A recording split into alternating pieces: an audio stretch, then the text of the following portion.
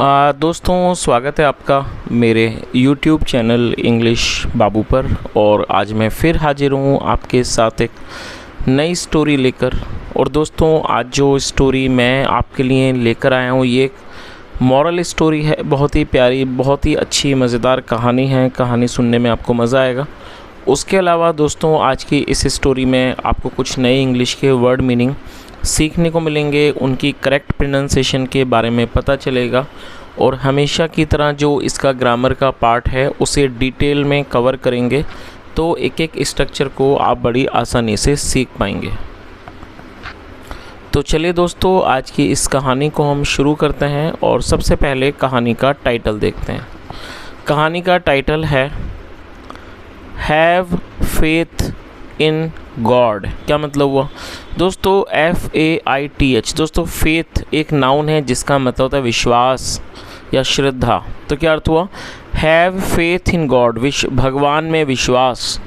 तो दोस्तों ये आज की इस कहानी का टाइटल है, शीर्षक है।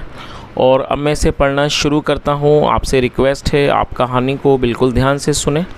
और यदि आज की कहानी में आपको कोई भी नया वर्ड या फिर नया स्ट्रक्चर मिले तो आप उसे नोट करें। और यदि कहानी पसंद आए तो लाइक भी ज़रूर करें। तो चलिए इसको शुरू करते हैं। Once there was a teacher. क्या मतलब हुआ दोस्तों? ये जो वाक्य है ये सिंपल पास्ट का वाक्य है। सिंपल पास्ट का मतलब होता है जब हम पास्ट में कोई ऐसा वाक्य बनाएं जहाँ पर वॉज या फिर वर्ब का इस्तेमाल हेल्पिंग वर्ब के रूप में किया जाता है, साथ में नाउन या फिर एडजेक्टिव को लेकर वाक्य बनाया जाता है। और दोस्तों जब सिंपल प्रेजेंट या फिर सिंपल पास्ट में कोई भी वाक्य बनाते हैं तो वहाँ पर वर्ब का प्रयोग नहीं किया जाता है। और इस तरह के जो वाक्य हैं इन्हें नो एक्शन सेंटेंस भी कहा जाता है। तो क्या अर्थ हुआ? वंस एक बार, देयर वॉज ए टीचर एक बार एक शिक्षक था।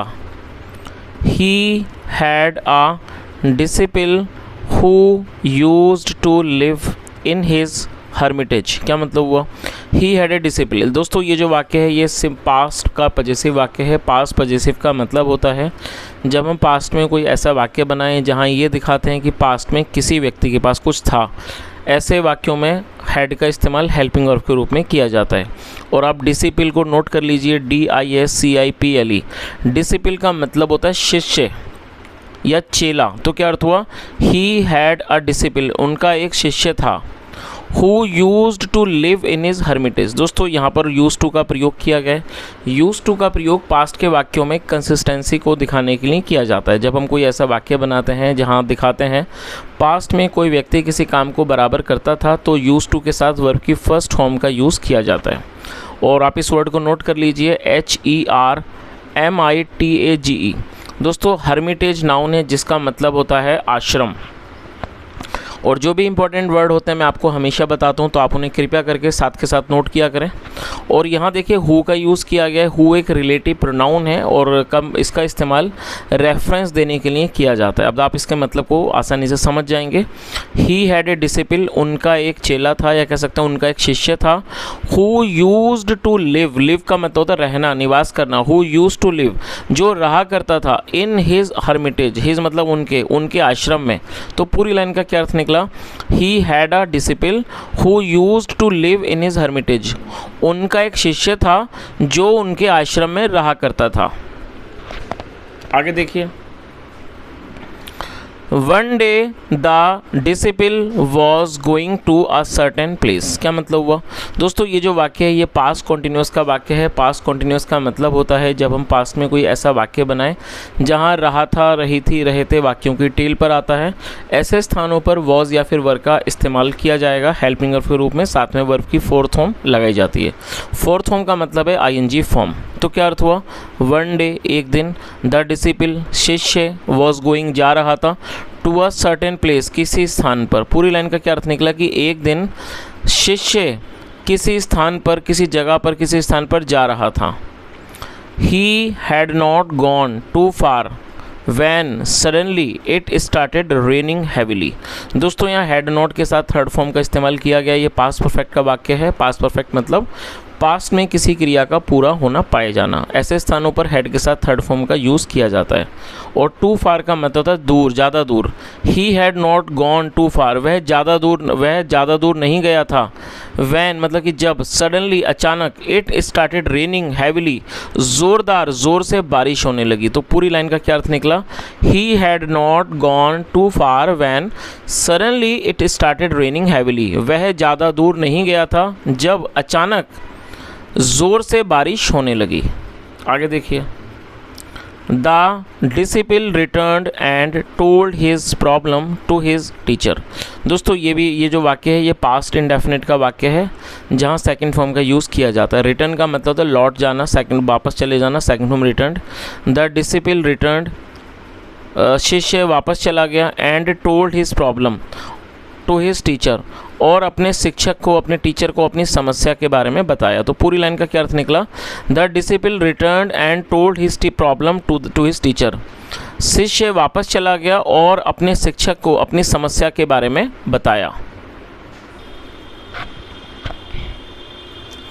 The teacher said you should always have faith in God. क्या अर्थ हुआ? द टीचर सेड, SAY से मतलब कहना और सेकंड फॉर्म है सैड। द टीचर सैड, शिक्षक ने कहा, you should always have faith in God. दोस्तों ये जो वाक्य है इस वाक्य में शुड और हैव का इस्तेमाल हेल्पिंग वर्ब के रूप में किया गया है। और दोस्तों ये जो शुड हैव का जो सेंटेंस है ये 2-3 दिन पहले मैंने अभी कम्युनिटी पोस्ट में इस तरह का एक क्वेश्चन भी दिया था। तो मैं अक्सर यदि आप मेरे चैनल को फॉलो करते हैं तो जो कम्युनिटी पोस्ट है आप उसे भी जाके देखा करें, क्योंकि वहाँ पर मैं दिन में 1 या 2 क्वेश्चन देता हूँ जिसके 4 आंसर होते हैं। तो यदि आप उन चारों में से किसी पर क्लिक करेंगे तो आपका यदि आंसर सही होगा तो वो ग्रीन सिग्नल आपको दिखाएगा, और यदि गलत भी होगा तो आपको आंसर पता ही चल जाएगा। तो आप वहाँ से भी कुछ सीख सकते हैं, तो आप ज़रूर उसको जाके देखें।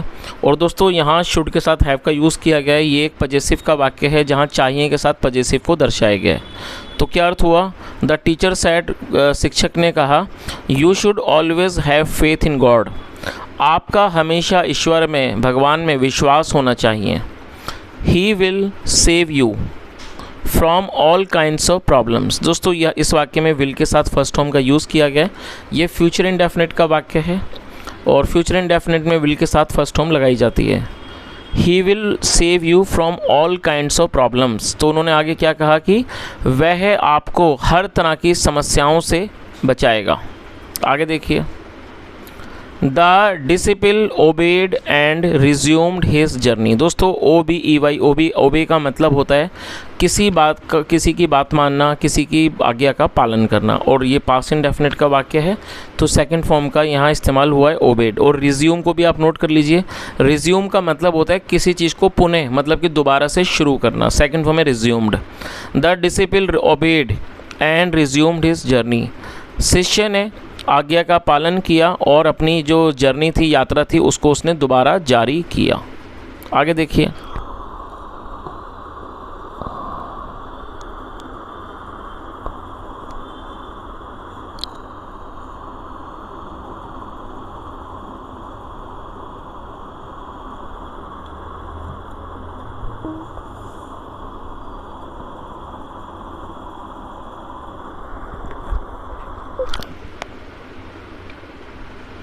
he kept on reciting the name of God and thus cleared all the barriers। क्या अर्थ हुआ? he kept on reciting। दोस्तों यहाँ kept के साथ फोर्थ फॉर्म का यूज़ किया गया है।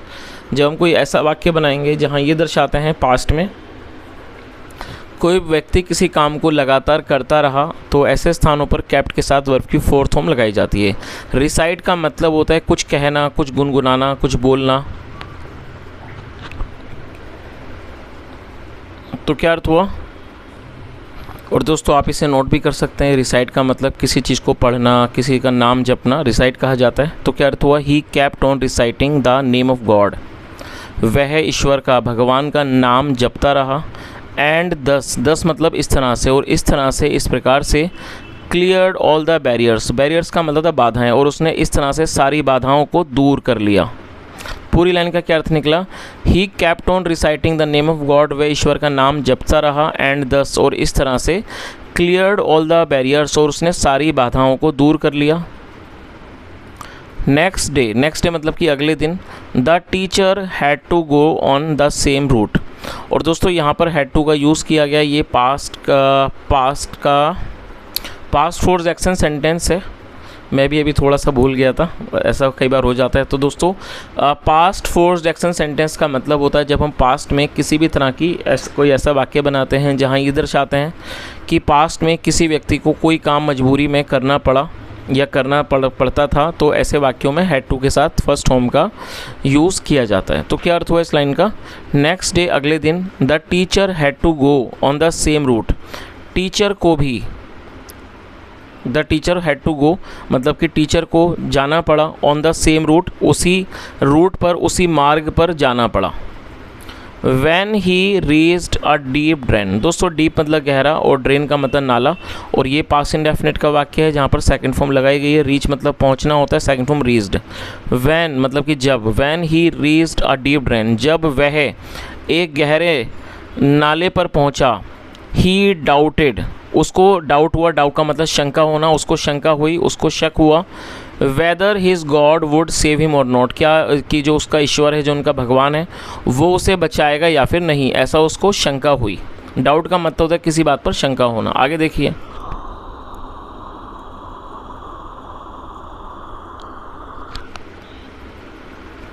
The teacher got drowned. और दोस्तों ड्राउन का मतलब होता है डूब जाना, और ये पास्ट इंडेफिनिट का वाक्य है, और ड्राउंड एडजेक्टिव के तौर पर यहाँ इसको प्रयोग किया गया। तो एडजेक्टिव को यदि हम वाक्य में यूज़ करेंगे तो उसे वर्ब बनाने के लिए गेट का, सपोर्टिंग वर्ब का इस्तेमाल किया जाता है। तो गेट का यूज़ हेल्पिंग वर्ब के यहाँ सपोर्टिंग वर्ब के रूप में किया गया है, और ये पास्ट का वाक्य है तो गेट की सेकेंड फॉर्म का यूज़ किया गया है। तो क्या अर्थ हुआ? द टीचर गॉट ड्राउंड, शिक्षक डूब गया। दस इस तरह से, डाउट ड्राउन्स यू, इस तरह से जो डाउट होता है, जो शक होता है, शंका होती है, ड्राउन्स यू, वो आपको डुबाता है। एंड फेथ सेव्स यू, और जो फेथ है और जो विश्वास है वो आपको बचाता है। चलिए, तो दोस्तों कहानी बहुत अच्छी थी, मुझे काफ़ी अच्छी लगी, क्योंकि जैसा हमने यहाँ पर देखा कि जो कहानी का जो मॉरल है वो यही है कि किसी भी व्यक्ति का जो विश्वास होता है वो उसको हमेशा बचाता है, लेकिन यदि किसी व्यक्ति को उस काम पर या किसी भी चीज़ पर शक होता है तो वही उसको डुबाता है, वही उसका नुकसान करता है। तो दोस्तों ये आज की छोटी सी कहानी थी। यदि आपको पसंद आई और मेरा पढ़ाने का प्रयास भी अच्छा लगा हो तो आपसे रिक्वेस्ट है आप इस वीडियो को ज़रूर लाइक करें, शेयर करें, चैनल को भी सब्सक्राइब करें, और यदि आपका कोई भी सुझाव हो तो कमेंट में ज़रूर बताएं। यहाँ तक सुनने के लिए thank you so much. Have a nice day and bye.